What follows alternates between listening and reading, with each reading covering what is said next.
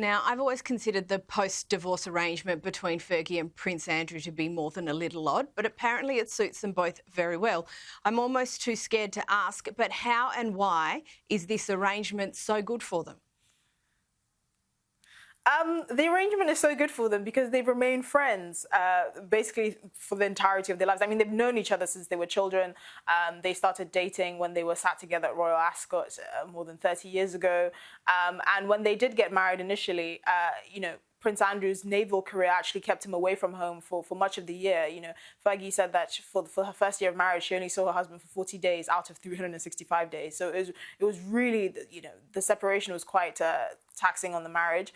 And she's maintained that they've always been good friends ever since. They raised their children together, and they both reside at the same residence, Royal Lodge in Windsor, and somehow they've just made it work. I mean, Fergie has been a bit more vocal about the nature of their relationship and how obviously the pressures of the institution actually did keep them apart. Back in 2010, she did make some murmurings about their reconciliation, but that never actually came to fruition. But she did say that, if she could go back, she would have been more adamant for them to be married in the way that they wanted to be married, as opposed to in a way that suited the needs of the royal family as an institution, which is perfectly fair.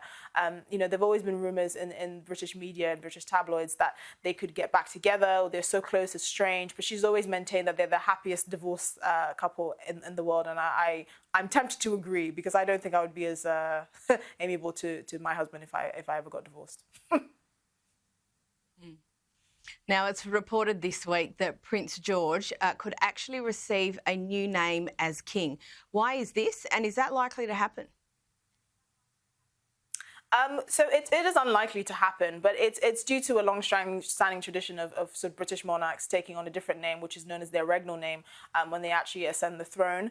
It is a tradition that was effectively stopped by Queen Elizabeth, who didn't see the need to sort of create a fuss or further complicate matters by choosing an entirely different name.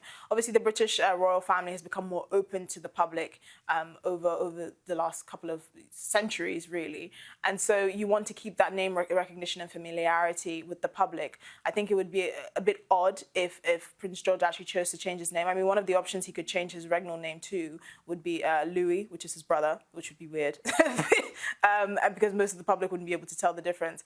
But the reality is, it's a tradition that, while long-standing, has effectively ceased to exist since the late Queen Elizabeth. So I don't think that's something that's going to materialize in the future. But it is an option, and it's a good piece of royal history. Love it. Thank you so much, Esther Krakue. As always, thank you for joining us.